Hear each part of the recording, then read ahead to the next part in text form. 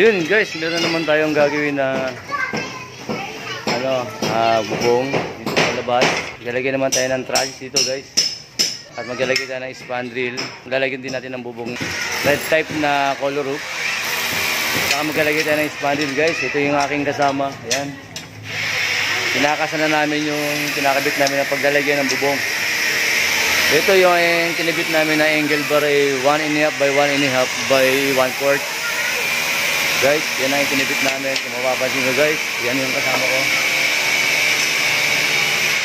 So, unahin muna namin ilagay yung mga yung parang trusses niya. At lalagyan at susunod natin yung 1.5 by 1.5 na tubular. Saka natin guys ilalatag yung red type na color roof na kulay beige. Patapos na lalagyan natin na siya ng spandrel. Ito guys ay magkakabit muna tayo ng trusses. Ito dito tayo sa baba, yung kasama ko ay naalalayan ko.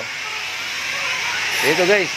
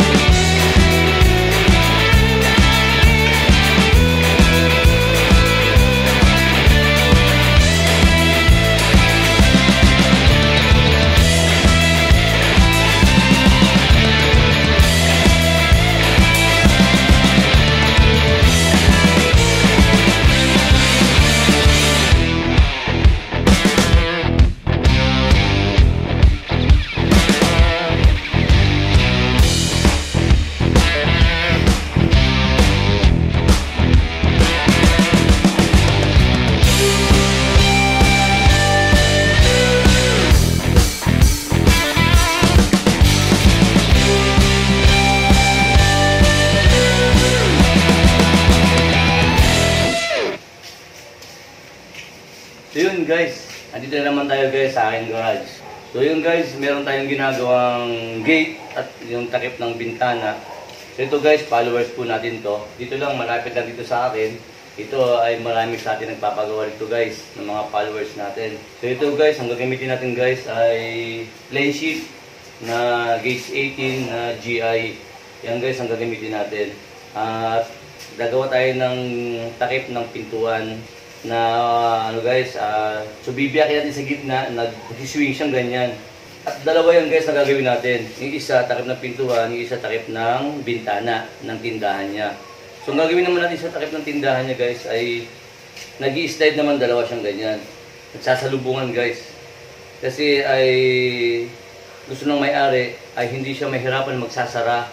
Gusto niya madali niya isara kasi meron na rin siyang may kaedada na rin po siya.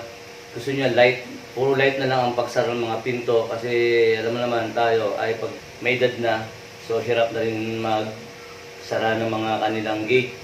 So yun guys, gagawin natin guys, papagandahin natin to para yung may-ari masaya sa atin guys.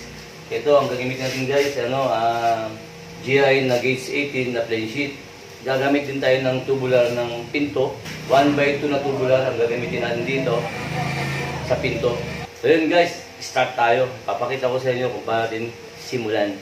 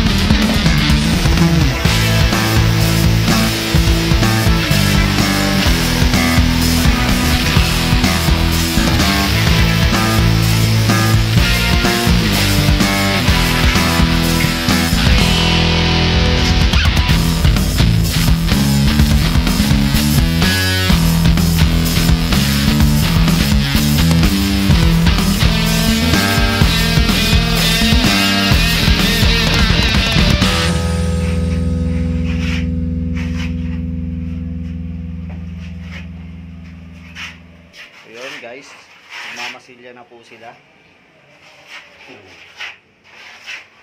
Take over the vlog muna guys. Ito guys, gumamit po tayo ng skim coat. Ang batak dito sa pader kasi harap siya eh. Makikinisin natin guys. Tatanggal ang kapitbahay. Nagkakaroon daw ng maraming lamok sa kanila.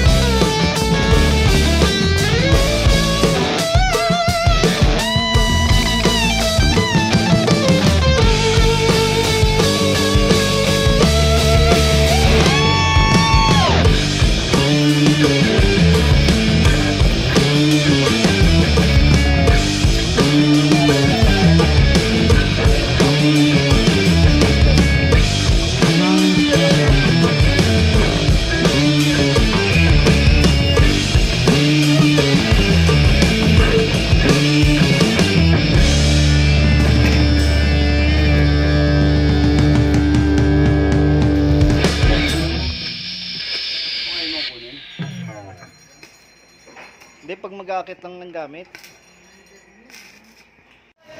So yun guys, natapos na ho natin yung ginagawa natin na store at saka yung canopy. Ayan guys, so ito na lang ating gagawin. Gagayahin natin yung kabila. Mapapansin nyo guys, yung ginagawa natin ng store ay tapos na. Yun, pinapayla na ng kasama ko yung kanyang tindahan. So ang ginawa namin guys na patungan ng mga paninda niya ay plain sheet. Pinabent natin.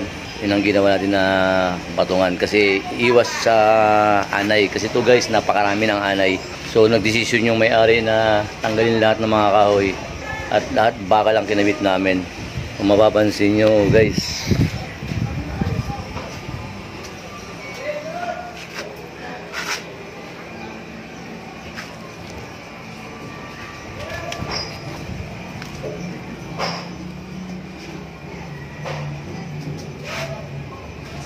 so yun guys, okay na ito.